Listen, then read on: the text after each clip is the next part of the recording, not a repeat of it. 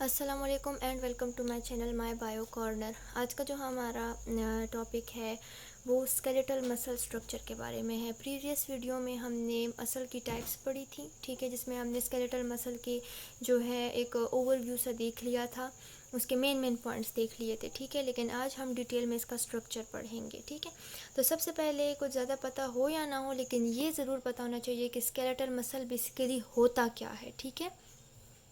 तो skeletal muscle अगर हम देख लें तो स्केलेटल मसल उस मसल को कहते हैं जो कि बोन के साथ डायरेक्टली अटैच होता है। क्या? The muscle which is directly attached with bone.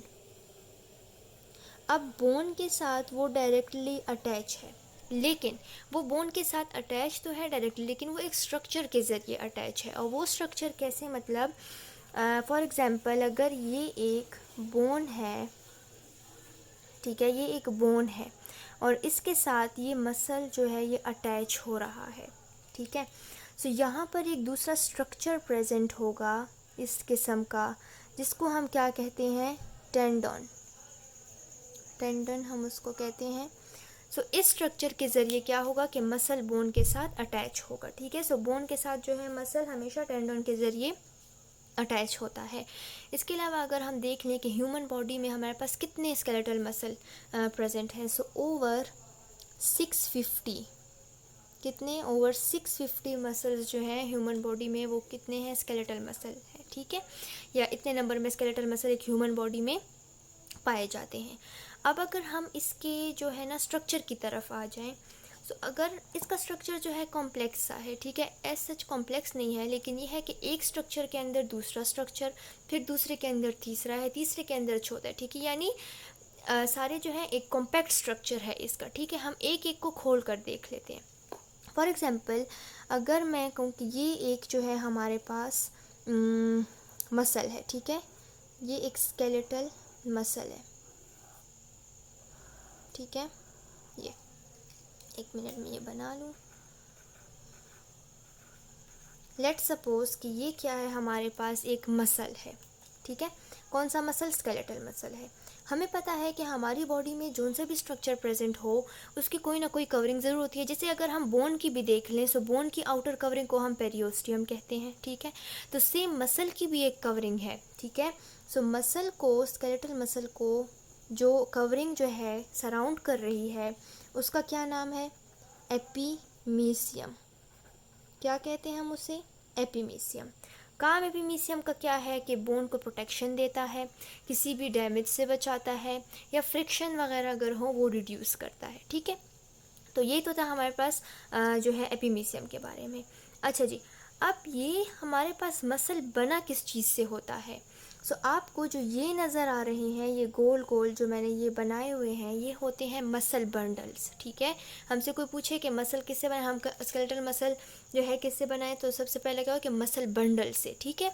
अगर मैं इस एक मसल बंडल को खोल के देख लूँ, ठीक है, वैसे तो बहुत सारे होते हैं, लेकिन अगर हम इस एक को खोल के देख लें तो मैं इसको भी इस तरह ओपन करके जो है बना लेती हूँ, ठीक है। फॉर एग्ज़ाम्पल ये एक मसल बंडल है, ठीक है, एक मिनट, ठीक है, ये एक मसल बंडल हो गया।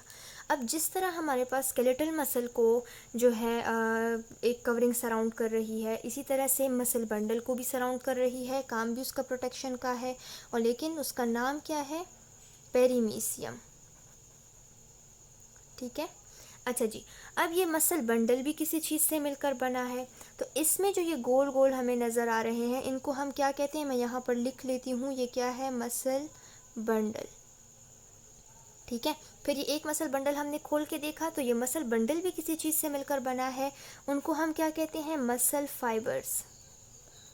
मसल फाइबर्स या फिर मसल सेल्स, ठीक है। जहाँ मसल सेल आ गया या मसल फाइबर आ गया, एक ही बात है, ठीक है। अब अगर हम इस एक मसल फाइबर या एक मसल सेल को खोल के देख लें, सो वो भी मैं ऐसे बना लेती हूँ,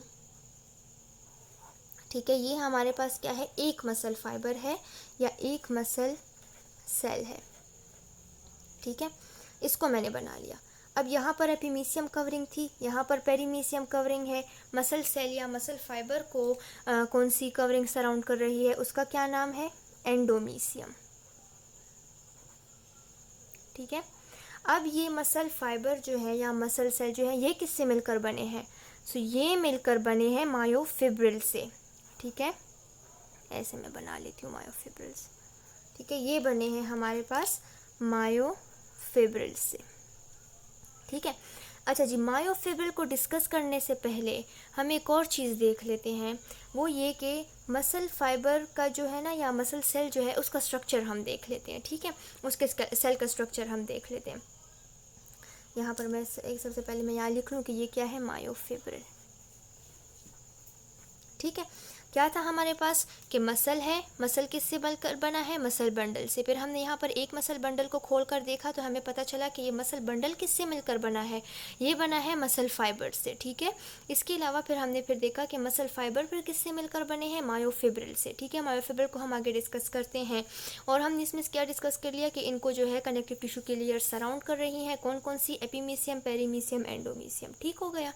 अच्छा जी, अब हम आ जाते हैं, मैंने आपको कहा कि मायोफिब्रिल या एक मसल सेल को हम देख लेते हैं। ठीक है, लेट्स सपोज कि ये एक मसल फाइबर सेल है हमारे पास। ठीक है, लेट्स सपोज ये एक मसल फाइबर सेल है। ठीक है। अच्छा जी, तो जिस तरह एक नॉर्मल सेल में सेल मेम्ब्रेन होती है, सेम यहाँ पर भी सेल मेम्ब्रेन है, लेकिन उसको जो है हम मसल के केस में सेल मेम्ब्रेन नहीं कहेंगे बल्कि क्या कहेंगे, सार्कोलेमा। ठीक है, सार्कोलेमा। इसके अलावा और मसल में क्या होता है, हमारे पास न्यूक्लियस होता है, यहाँ पर भी है। हमें पता है कि स्केलेटल मसल जो है वो मल्टी न्यूक्लिएटेड होता है। सो यहाँ पर भी बहुत सारे न्यूक्लियाई प्रेजेंट होंगे, लेकिन they will be present at the periphery. ठीक है, साइड साइड पर जो है न्यूक्लियाई प्रेजेंट होंगे। ठीक हो गया। अच्छा जी, और क्या होता है हमारे पास, इसको मैं लिख लेती हूँ कि न्यूक्लियाई है। और हमारे पास साइटोप्लाज्म होता है। ठीक है, एक सेल में यहाँ पर भी है, लेकिन इस मसल के केस में हम उसको साइटोप्लाज्म नहीं बोलेंगे, क्या बोलेंगे, सार्कोप्लाज्म। ठीक है, इसके अलावा जो है मसल में माइटोकॉन्ड्रिया होता है, यहाँ पर भी प्रेजेंट है। इसके अलावा एंडोप्लाज्मिक रेटिकुलम प्रेजेंट होता है, यहाँ पर भी है, लेकिन इस केस में हम इसको एंडोप्लाज्मिक रेटिकुलम नहीं बोलेंगे बल्कि सार्कोप्लाज्मिक रेटिकुलम बोलेंगे। ठीक है, इसके अलावा जो है हमारे पास यहाँ पर मायोग्लोबिन भी प्रेजेंट होता है, जो कि ऑक्सीजन की स्टोरेज करता है। हमारे पास सार्कोप्लाज्मिक रेटिकुलम जो है वो कैल्शियम आयन की स्टोरेज करेगा। ठीक है, सो ये तो था एक जनरल ओवरव्यू हमारे पास एक मसल सेल के बारे में। ठीक है, अब हम दोबारा से मायोफिब्रिल की तरफ आ जाते हैं। एक मिनट, इसमें एक चीज़ मुझसे रह गई शेप में, इस सेल में, कि इसमें हमारे पास टी ट्यूब्यूल्स भी होते हैं। ठीक है, अब टी ट्यूब्यूल्स क्या है हमारे पास, कि लेट्स सपोज आप समझिए कि ये हमारे पास क्या है, सार्कोलेमा है। ठीक है, यानी सेल मेम्ब्रेन है। ठीक है, यहाँ पर जो है मायोफिब्रिल है। तो होता क्या है हमारे पास कि ये सार्कोलेमा जो है ये अंदर की तरफ इन्वेजिनेट हुआ होता है, इस किस्म का। ठीक है, मतलब अंदर इनफोल्डिंग हुई होती है, इनकी साइड्स पर इनके क्या प्रेजेंट है, ये सार्कोप्लाज्मिक रेटिकुलम के सिस्टर्नी प्रेजेंट है। ठीक है, मैं इस तरह बना लेती हूँ, होप आपको समझ आ जाएगी। ठीक है, सो ये जो स्ट्रक्चर है, ये वाले जो स्ट्रक्चर हैं, यानी सार्कोलेमा की इनफोल्डिंग एंड इमेजिनेशंस। ठीक है, और साथ में जो है ये सार्कोप्लाज्मिक रेटिकुलम के टर्मिनल सिस्टर्नी, इन सब को मिला के हम क्या कहते हैं, इसको हम कहते हैं। अच्छा जी, तो ये जो इन्वेजिनेशंस भी होती है ना ये सार्कोलेमा की, इसको हम कहते हैं टी ट्यूब्यूल, क्योंकि ये टी स्ट्रक्चर सा बना लेते हैं। ठीक है, और ये फुल जो ये स्ट्रक्चर है यानी इन्वेजिनेशन, साथ में सार्कोप्लाज्मिक रेटिकुलम की जो सिस्टर्नी है टर्मिनल, इनको हम क्या कहते हैं, ट्रायड। ठीक है, तो ये भी इसमें आ गया, समझ आ गई, सॉरी ये नज़र नहीं आ रहा। ठीक है, ये फुल जो है ये ट्रायड हो गया, और ये एक इन्वेजिनेशन जो हो गई इसको हम टी ट्यूब्यूल कहते हैं। ठीक है, ये सबको मिला के टी ट्यूब्यूल्स हम कह देते हैं। ठीक है, अच्छा जी, अब जो है हम मायोफिब्रिल की तरफ आते हैं। ठीक है, अच्छा जी, मायोफिब्रिल एक अगर हम दोबारा रिकॉल कर लें तो मैंने आपको क्या कहा कि मसल जो है हमारे पास वो मसल बंडल से मिलकर बना है, ठीक है। मसल बंडल जो है वो मसल फाइबर से मिलकर बना है, फिर ये मसल फाइबर जो है ये मायोफिब्रिल से मिलकर बने हैं, ठीक है। सो अब हम यहाँ पर मायोफिब्रिल को डिस्कस करते हैं। मायोफिब्रिल भी इन टर्न हमारे पास प्रोटीन फिलामेंट्स इसमें मौजूद होते हैं, ठीक है।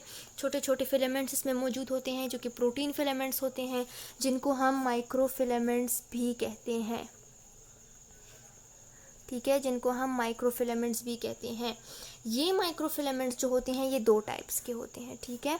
दो टाइप्स के कौन कैसे कि एक एक्टिन फिलामेंट है और एक मायोसिन फिलामेंट है, ठीक है। एक एक्टिन फिलामेंट है, एक मायोसिन फिलामेंट है क्या चीज़, ये प्रोटीन्स ही हैं, ठीक है। यानी हम कहेंगे कि मायोफिब्रिल्स में हमारे पास दो किस्म के प्रोटीन्स मौजूद होते हैं।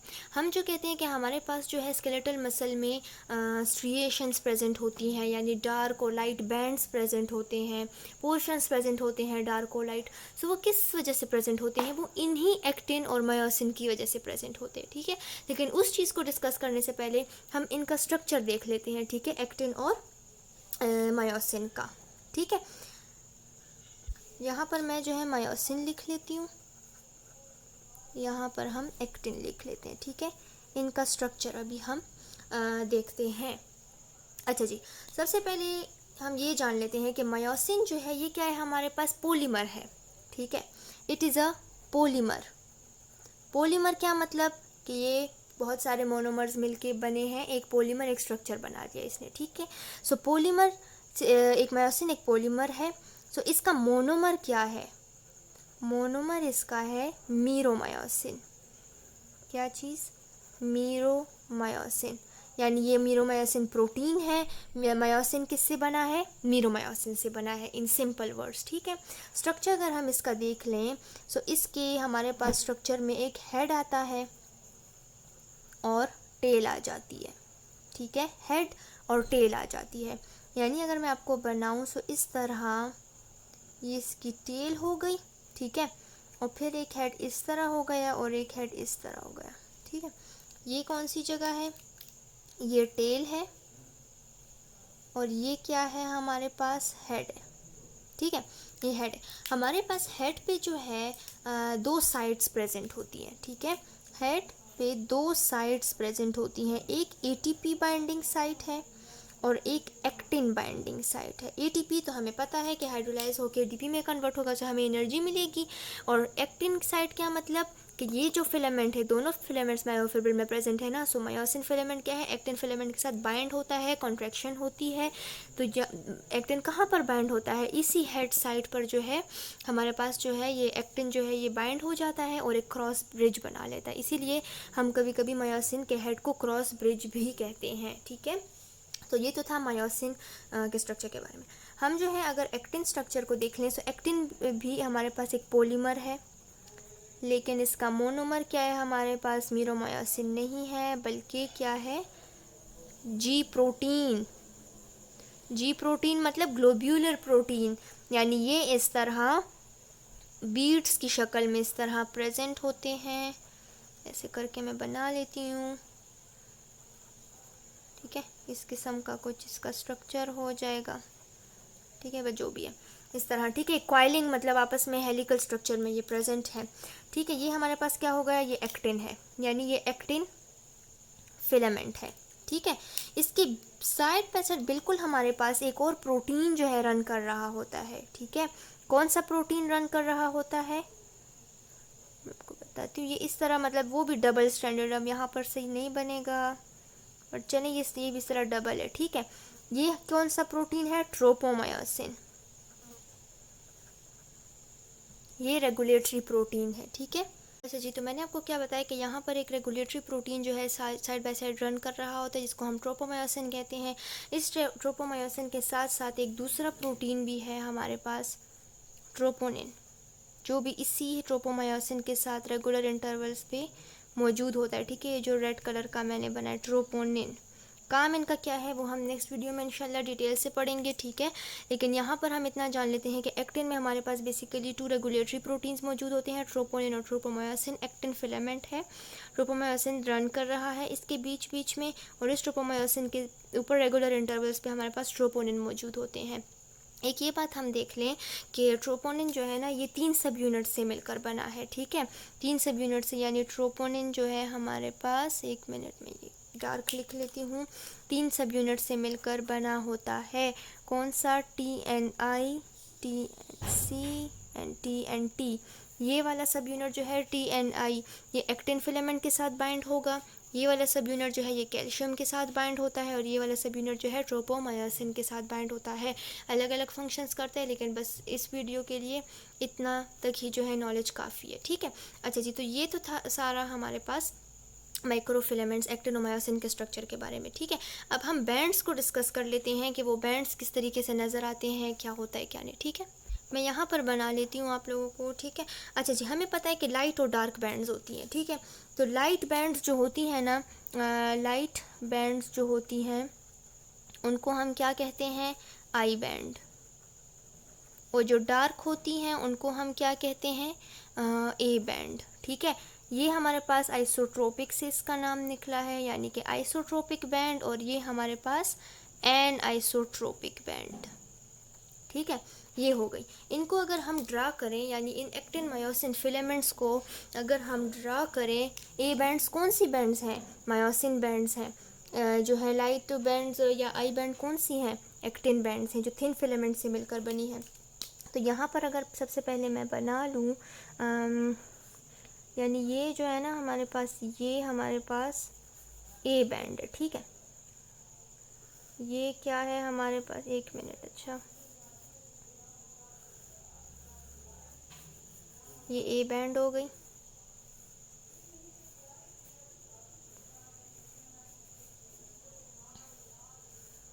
एक मिनट भी हो जाएगा।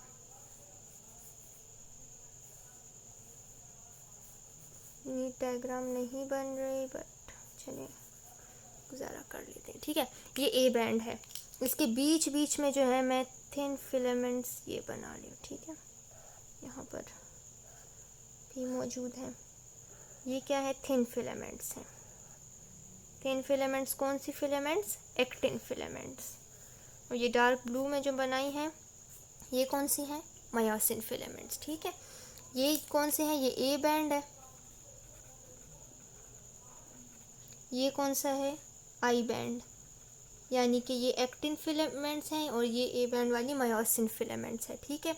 अब अगर हम देखें तो आपको नज़र आ रहा है कि यहाँ पर जो है हमारे पास ए बैंड जो है उसमें थोड़ी थोड़ी साइड्स जो है आई बैंड की वो ब्लेंड हो रही है, ठीक है। यानी ये अगर आप देखें, ये देखें, ये ए बैंड में ये नज़र आ रही है ना, हमें थोड़ी थोड़ी जो है ये ब्लेंड हो रही है, ठीक है।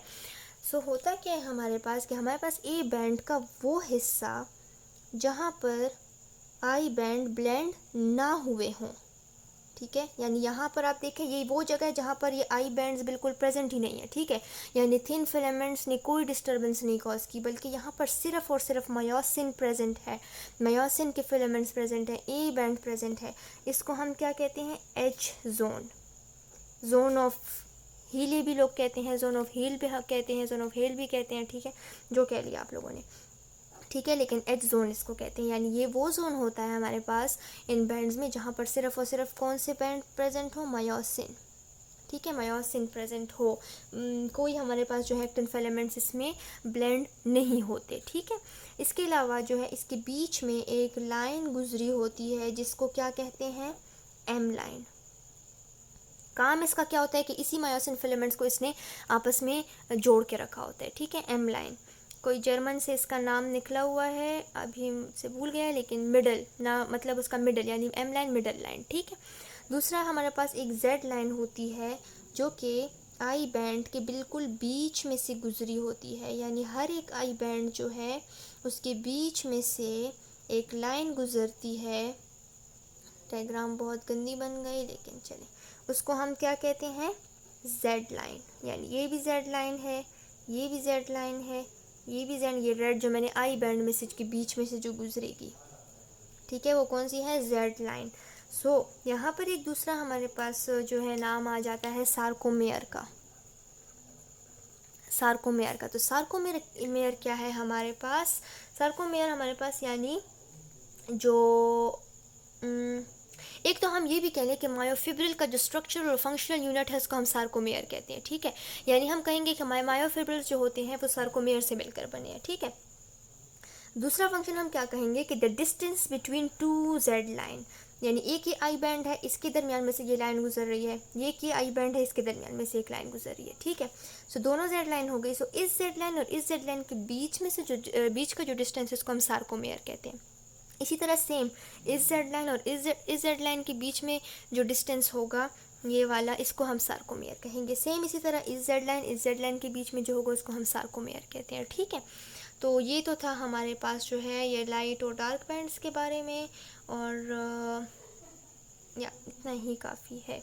इसके अलावा अगर आप देख लें तो मायोसिन का जो वो होता है डायमीटर, वो तकरीबन 16 नैनोमीटर है, ठीक है। कहीं पर आपको 15 भी जो है नज़र आ जाएगा, कहीं पर 12 to 14 लिखा हुआ नज़र आ जाएगा आपकी टेक्स्ट बुक में, जो है आप उसको फॉलो कीजिएगा, ठीक है। अच्छा जी, और एक्टिन जो है ये 7 to 8 नैनोमीटर है, ठीक है। बस आई थिंक इतना काफ़ी है। चलिए, अगर आपको वीडियो अच्छी लगी हो तो